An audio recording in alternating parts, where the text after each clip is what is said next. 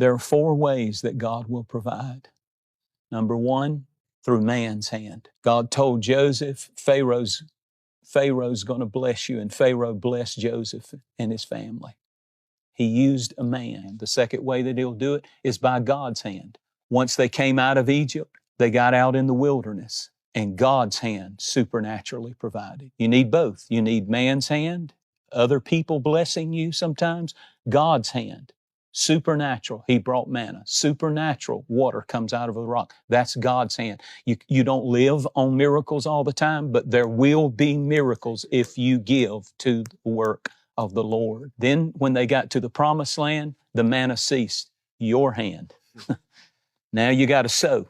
Now you got to plow. Now you got to work. Now you got to get in there and you got to fight for every part of the land you possess. Man's hand, God's hand, your hand. I'll bless the work of your hands. And lastly, I love this one, your enemy's hands. I didn't understand that one until about 2-3 years ago. But if you obey God and you do what God tells you to do, the Bible said that He will cause your enemies to become bread.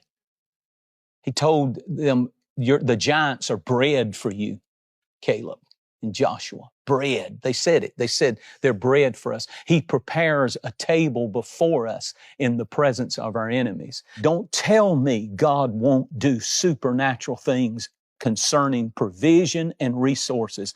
He'll release man's hand to provide.